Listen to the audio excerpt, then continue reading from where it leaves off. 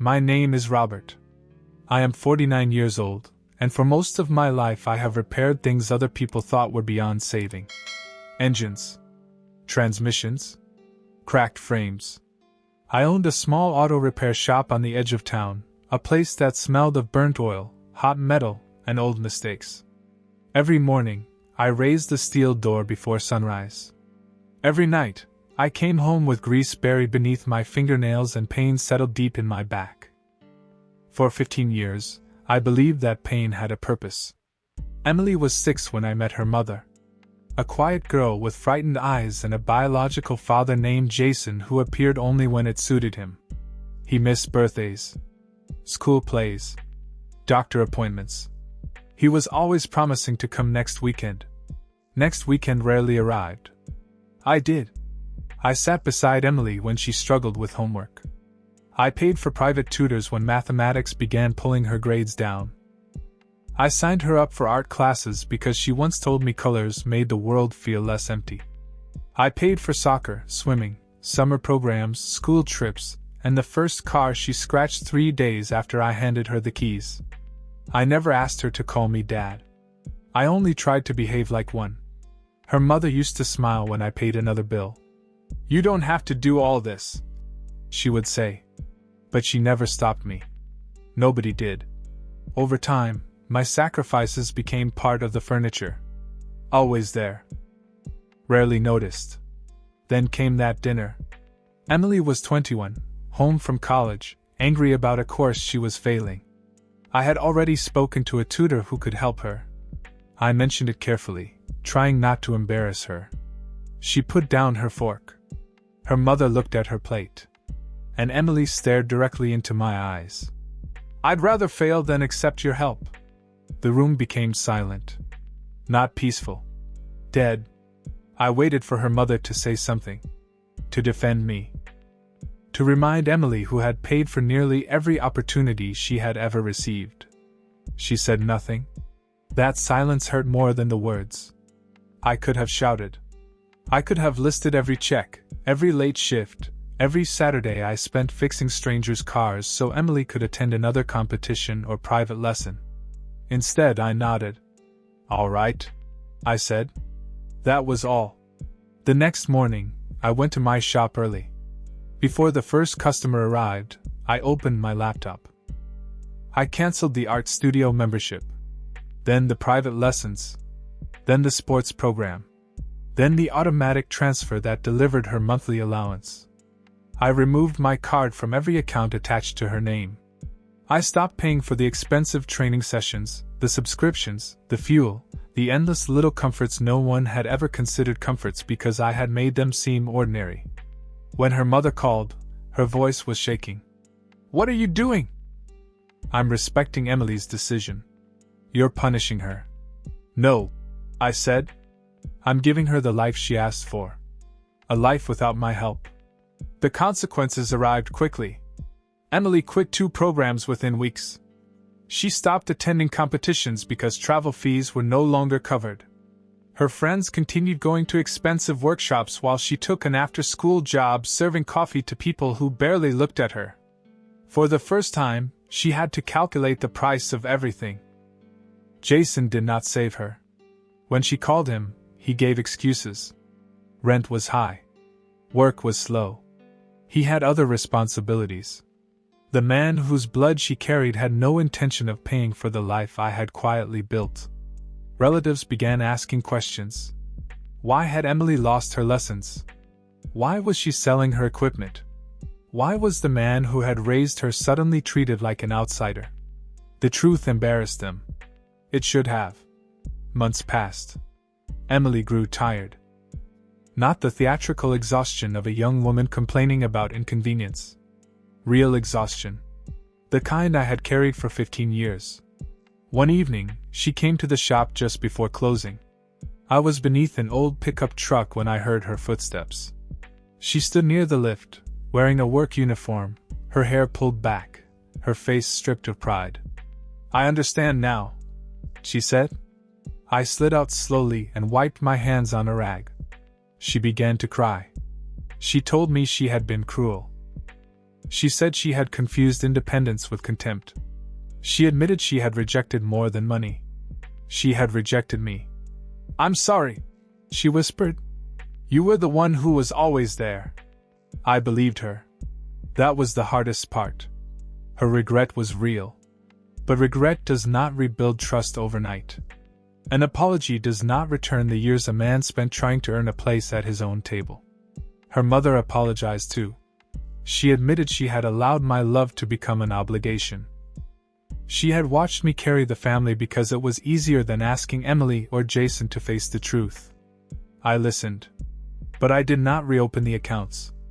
I did not restore the allowance. I did not return to being the silent machine that turned exhaustion into comfort for everyone else. Emily had chosen her path. I allowed her to walk it. Not because I hated her. Because I finally understood that love without respect becomes a debt no payment can satisfy. I had spent 15 years trying to purchase a place in a family with sacrifice. But respect cannot be bought.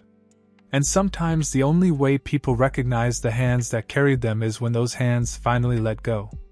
Emily says losing my support taught her who her real father had been all along. Maybe that is true. But some lessons arrive after the door has already closed. So tell me, was I wrong to leave her on the road she demanded to walk alone, or was that the first honest act of love I had ever given her? 3 months after Emily came to my shop, nothing had returned to normal. That was intentional. Normal had been me waking before dawn, working until my hands cramped, and watching my money disappear into a life where my place was never secure. Normal had been her mother thanking me in private but staying silent when gratitude mattered. Normal had been Jason receiving the title of father while I carried every burden attached to it. I was finished with normal. Emily still came by the shop sometimes. At first, she brought apologies. Then coffee. Later, she began arriving without either, sitting on the old wooden chair near my office while I worked. She no longer asked me to restore anything. That was the first sign she had changed. One rainy evening, she watched me struggle with a rusted transmission bolt. The shop roof rattled beneath the storm, and water gathered beneath the garage door. "I used to think you liked working all the time," she said. I almost laughed. Nobody likes missing dinners. Nobody enjoys waking with swollen fingers or wondering whether the next repair will cover the electricity bill. I had worked because someone had to keep the family standing. But I had made it look effortless. That was my mistake. "I thought money just appeared," Emily continued. "Mom never told me how much you paid." "She didn't have to." "I should have asked?" "Yes." The word landed hard, but she did not flinch. She looked toward the floor. "Jason said you were trying to control me." There it was. The ghost behind the cruelty. Jason had spent years giving Emily excuses instead of support. He could not compete with what I provided, so he poisoned the meaning of it. Every lesson I funded became control. Every boundary became jealousy. Every sacrifice became an attempt to replace him. And because I never defended myself, his version survived. "I never wanted his place," I said. "I wanted one of my own." Emily wiped her eyes quickly. "I didn't give you one." "No." Again, I refused to soften the truth. Forgiveness built on lies is only another form of surrender. Her mother, Laura, had changed too. The evening after Emily's apology, she sat across from me at the kitchen table and admitted what I had always known. She had been afraid. Afraid Emily would resent her for defending me. Afraid Jason would accuse her of turning his daughter against him. Afraid the fragile peace in our house would collapse if she demanded respect. So she sacrificed me to preserve it. "I thought you were strong enough to handle it," she whispered. That sentence stayed with me. People often confuse strength with permission. They see a man endure one insult, then another, and decide his silence means the wounds do not reach him. But they do. Every word leaves something behind. Laura asked whether I still loved her. I told her love was not the question. Trust was. I had trusted her to stand beside me.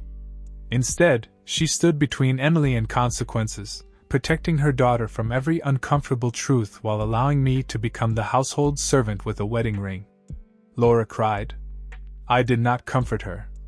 For years, I had rushed to repair every pain in that family. That night, I allowed the pain to remain. Emily kept her job. She paid for one art class herself and quit complaining about the hours. She sold the expensive equipment I had bought her and used part of the money to cover her school expenses. Jason called me after she confronted him. He accused me of humiliating her. I asked how much he planned to contribute. The line went silent. Then he said money did not make someone a father. For once, I agreed with him. Money did not make me her father. The nights beside her hospital bed did. The school meetings did. The hours teaching her to drive did. The birthdays, the failures, the fear, and the promises I kept when he disappeared did. Money was only the evidence of time I could never recover. By winter, Emily no longer introduced me as her mother's partner. She called me Robert. It should have sounded distant. Instead, it sounded honest.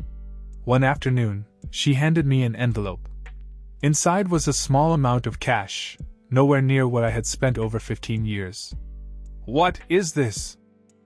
The first payment. I don't want repayment. I know, she said. That's why I need to do it. I returned the envelope. Then I told her to use it for tuition. Not because the old arrangement had returned. It had not. She would manage her own bills, keep her job, and choose carefully what she could afford. I would offer advice when asked, but I would never again confuse rescuing her with loving her. She nodded. No argument. No entitlement. Before leaving, she paused at the shop door. I wish I had understood sooner. So do I. She stepped into the snow, carrying her own bag, paying her own way, finally feeling the weight I had hidden from her. I watched her go without chasing after her. Part of me wanted to believe we could rebuild everything. Another part knew that some fractures remained visible even after the strongest repair. I had spent 15 years proving I would never abandon her. Now she had to prove she could respect the man who stayed. Was I cruel to make her earn back what she had once received freely, or was I finally teaching her that love is not permission to destroy the person who gives it? Spring arrived quietly, but nothing inside our home felt new.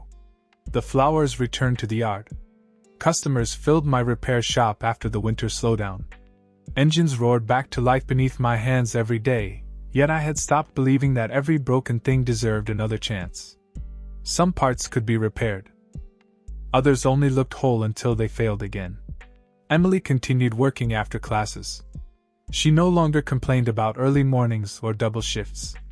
The young woman who had once expected every expense to disappear before reaching her now counted every dollar before spending it. I noticed the change long before she mentioned it. She stopped buying things she did not need. She learned to cook instead of ordering expensive meals. She fixed a torn backpack instead of replacing it. The lessons I had tried to teach with words had finally reached her through experience. One Saturday afternoon, she walked into my shop carrying a cardboard box. I found these while cleaning my room. Inside were photographs. There was one of me kneeling beside her first bicycle, tightening the training wheels. Another from her middle school art exhibition, where I stood behind her holding flowers because Jason had promised to come and never appeared. A third showed us beside the old sedan I had rebuilt so she could have a safe first car. I stared at the pictures for a long time. I never noticed, she whispered. Noticed what? You're in almost every important memory. She was right. Birthdays, graduations, school concerts, driving lessons, hospital visits, broken hearts. I had always been standing somewhere in the background, smiling, holding a camera, carrying bags, paying bills, solving problems before anyone else realized they existed. Jason appeared in almost none of them. Yet somehow, he had remained the father while I became the helper. Emily sat across from me in silence. I kept waiting for him, she admitted. Even when I knew he wasn't coming. Children always wait. I stopped waiting. I nodded. That took courage. No, she answered. It took disappointment. Those words stayed with me long after she left. A week later, Laura asked if we could have dinner together. Just the three of us. No arguments. No pretending. The meal felt awkward at first. We spoke about work, weather, ordinary things people discuss when they are afraid of the truth waiting beneath the surface. Finally, Laura placed her fork down. I owe you something. You don't owe me dinner. I owe you honesty. She admitted she had spent years protecting everyone except the person carrying the family. Every time Emily dismissed me, Laura had excused it as youth. Every time Jason failed to appear, she had lowered her expectations instead of raising them. You became the easiest person to disappoint, she said softly, because you never left. That sentence explained 15 years better than anything else. Reliable people are often treated as permanent fixtures. Like electricity. Like running water. Nobody appreciates them until they disappear. I thought your love was unconditional. Laura continued. It was. And now? Now my respect for myself has conditions. She closed her eyes. For the first time since we met, she did not try to defend herself. She simply accepted responsibility. That mattered. Not because it erased the past. Because excuses had finally ended. Emily reached across the table and touched my hand. A simple gesture. Months earlier I would have mistaken it for proof that everything had healed. Now I understood better. Healing was not a destination. It was a decision repeated every day. I don't expect things to go back, she said. They won't. I know. And that's not a punishment. She looked confused. It means we're building something honest instead of pretending the old version worked. She smiled sadly. I think this family is finally telling the truth. So do I. When dinner ended, Emily insisted on paying her share. Laura tried to stop her. I didn't. Small actions reveal lasting change better than dramatic speeches ever can. As I watched Emily count the bills she had earned herself, I realized she no longer saw money as proof of love. She saw it as the result of someone's time, effort, and sacrifice. That understanding was worth more than every tuition payment, every allowance, every expensive lesson I had ever funded. Driving home that night, I passed the park where I had taught Emily to ride her bicycle years earlier. Back then, I had held the seat until she found her balance. Eventually, I had let go without telling her. She believed she was riding alone. Only later did she realize someone had been running beside her all along. Perhaps that was always the burden of loving a child who is not born to you. You hold on for years without asking for recognition. Then one day you let go, hoping they finally understand who was keeping them from falling. Would she have learned that lesson if I had never stepped back? Or did losing my support become the only way she could finally see it? Summer marked exactly 1 year since the evening Emily looked across the dinner table and told me she would rather fail than accept my help. A year earlier, those words had shattered something inside me. Now they reminded me why I could never return to the man I had been. Business at the repair shop had never been better. Without paying every hidden expense for someone else, I finally replaced aging equipment, hired another mechanic, and stopped working 14-hour days just to stay ahead of bills that were never truly mine. For the first time in years, I was building a future instead of financing everyone else's. Emily noticed. She visited every Friday after work, usually bringing sandwiches for the crew. She never arrived empty-handed anymore. If she borrowed a wrench, she returned it cleaned. If someone bought lunch, she insisted on paying the next time. The entitlement was gone. Respect had taken its place. One afternoon, she watched me train my newest employee, a nervous teenager making mistake after mistake. "You're being patient," she said. "I've made every mistake he's making. So you remember?" "I remember what it felt like when someone gave me another chance." She lowered her eyes. "I hope you remember that about me too." I set the ratchet on the workbench before answering. "I do remember. And remembering isn't the same as pretending nothing happened." She nodded slowly. I know. That answer mattered more than another apology. She finally understood that forgiveness is not amnesia. Weeks later, Laura suggested inviting the entire family for a barbecue. Cousins, aunts, uncles, people who had quietly watched everything unfold without ever asking how I felt. I almost refused. Then I decided hiding served no purpose. The afternoon was peaceful until one relative asked Emily whether Jason would be joining us. She smiled politely. No. Robert is the man who raised me.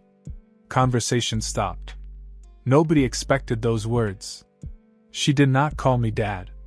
She did not erase Jason from existence. She simply told the truth. An older uncle looked at me and shook his head. I think we all took you for granted.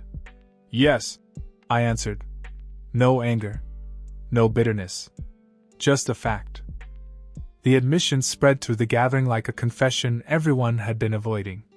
One by one, relatives acknowledged the birthdays I had organized, the school events I had attended, the repairs I had made without charging family members, the years I had quietly carried responsibilities that were never officially mine. Recognition arrived late. But it arrived honestly. That evening, after everyone left, Emily stayed behind to help clean the yard. You're different, she said. I am. You don't try to make everyone happy anymore.